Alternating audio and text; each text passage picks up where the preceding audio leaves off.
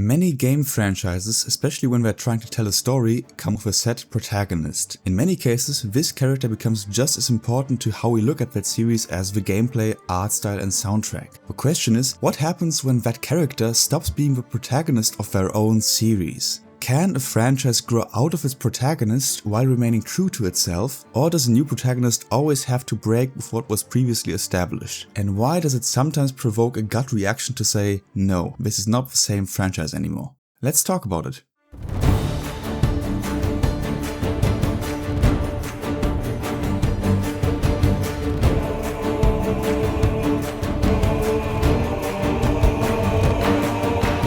Many franchises follow a single protagonist from the start across multiple entries in a series. In these cases, the respective character becomes so integral to the experience that it may be hard for a lot of fans to accept a game where you don't play as them. In many ways, these characters are their franchises. A hotly discussed example is of course God of War. In every game that has been released so far across its 20 years of existence, you played as Kratos. In the original trilogy, the PSP spin-offs, Ascension and also the modern God of War duology. Even with a major shift in game direction and genre that God of War 2018 brought, Kratos remained at the center of it all. Only now, for the first time, we are getting a God of War game where he is not the protagonist. The announcement of God of War Laufey has split fans because instead of Kratos, we now play as his wife Faye. Furthermore, it's not a spin-off, it's the official next mainline entry into the God of War franchise. Aside from all the misogynistic comments it received just because you play as a woman now, there is an understandable sentiment from some fans that a God of War game where you don't play as Kratos isn't really a God of War game.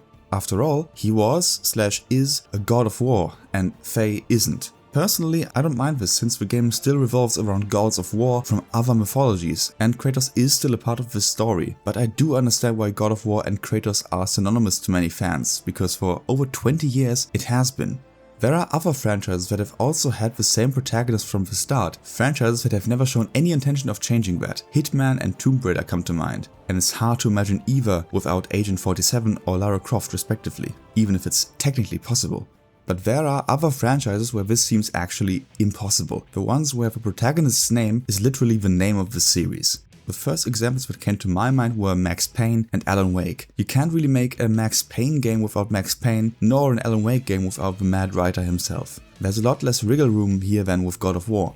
Alan Wake 2 added another protagonist into the mix, just like God of War Ragnarok did, but the respective original characters are still central. There aren't that many franchises that do this though, have the names of the protagonists in their titles, that is. It is strangely common in platforming games, such as Super Mario, Ratchet & Clank, Ori, Crash Bandicoot, etc. In other genres, not so much.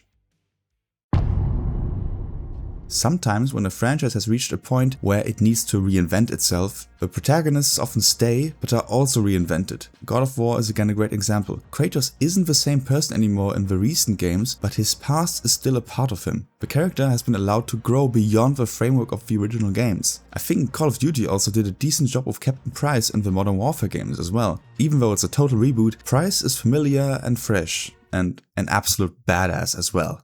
You keep your muppets on a short string, Colonel. Or what? I'll fucking earn you from it. The Tomb Raider reboot trilogy is also a competent, if less impressive attempt at reinventing such an iconic character. Of course, there is every chance to mess this up completely. I know that many fans of Devil May Cry, for example, loathe the reboot that also totally changed the main character Dante into something else entirely. And if we look towards films, I believe that Star Wars The Last Jedi failed at making a believable reinvention of Luke Skywalker. There is a fine line between showing a convincing evolution of the character and completely breaking characterization. At that point, it seems like a better idea to simply create a new character. When long-running franchises actually decide to switch protagonists, they often seem to ease fans into that transition to make it less jarring by passing the torch. Often this means that future protagonists are already introduced in a title where you still play as the original one. A good example is The Witcher 4, where you play as Ciri instead of Geralt of Rivia. But this should hardly come as a shock to anyone, as both in the books and especially in The Witcher 3, Ciri is already central to the story and is shaped up to be part of a new generation of witchers. You even play as her in a few short sections of The Witcher 3, so it's an obvious and smooth transition, which will likely be made even smoother with the recently announced third expansion. The Yakuza franchise did this too, though it's a more complicated example. In the first 6 games of the series, Kiryu Kazuma, the lovable stoic badass that he is, was always the protagonist, even when he wasn't the only playable character. In 2020, the series reinvented itself as a JRPG with Yakuza Like a Dragon, and introduced a new protagonist right along with it, Ichiban Kasuga.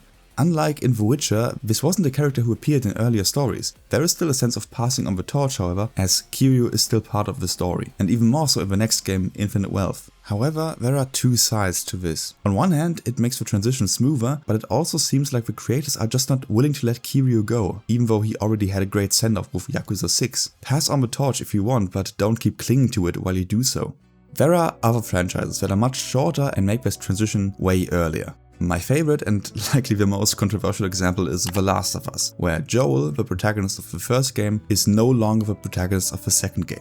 I don't know if there's any point at this point to hold back spoilery specifics, but I'll try to do so anyway. The change of protagonists in this franchise was abrupt, and it made that a key part of its narrative. Many people didn't like this, either because they felt that the transition to a different protagonist was a mistake, or because they didn't like the way it was done. Or both. This is vague, of course, but if you know, you know. There are other franchises that get rid of their protagonists, but unlike The Last of Us, where Joel is still an essential part of the second game, even in his absence, these don't seem to care very much. First and foremost, I'm talking about Assassin's Creed and its original protagonist Desmond Miles. In case you're not familiar, every early AC game up until Assassin's Creed 3 always consisted of a historical setting and protagonist and a contemporary story that was told from the perspective of Desmond. With AC3, Ubisoft brought an end to his story, and with it, an end to a meaningful modern-day storyline. This part of the original games was always divisive, so it's hardly a surprise that Ubisoft has never put much effort into it again. And still, I believe that a large reason why this part of AC experience never found its footing again was because Desmond ceased to be the protagonist. They sort of did a passing of the torch in an AC Valhalla, but everyone who's played the recent AC games knows that it probably won't lead anywhere. Assassin's Creed is an interesting and unique case in general because it switches protagonists with almost every game, yet in the old games, it still held them together through Desmond. Technically that's still the case now with Layla, but it's a much flimsier connection that hardly matters.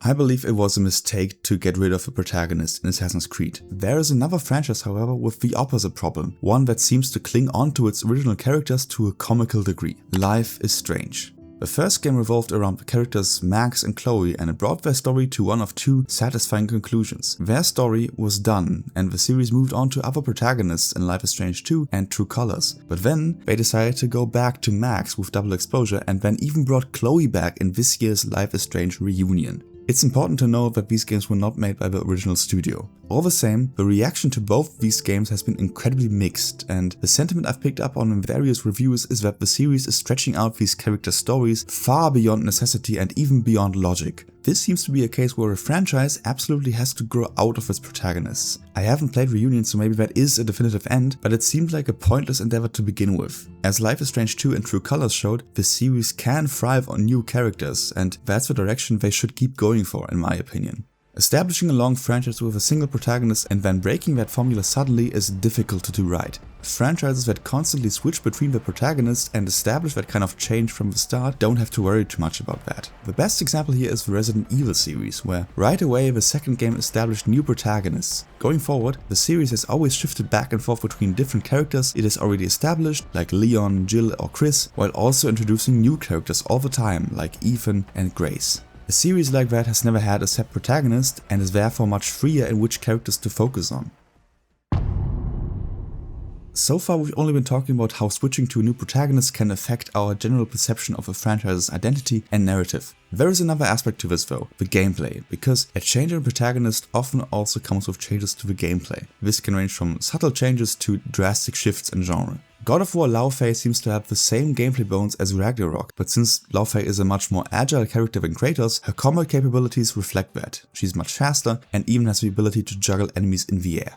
In the last game, he also played as Kratos' son Atreus in a few sections, and his gameplay style was also very different from Kratos. Similarly, in the Yakuza Like a Dragon games, the different protagonists have different fighting styles, but they still work in the same framework. On the opposite side of the spectrum, there are franchises that bring an entire shift in genre alongside their new protagonists. I already mentioned Yakuza Like a Dragon that shifted to a JRPG from an action game, but a more recent example is Control Resonant, which is shifting from a third-person shooter to a melee-focused action RPG, while also switching from Jessie Faden to her brother Dylan. I think this works because there's such a strong narrative connection to the first game, and because it's only the second game in the series, which has historically been a good time to experiment. There isn't that much of an expectation yet of what the franchise should be.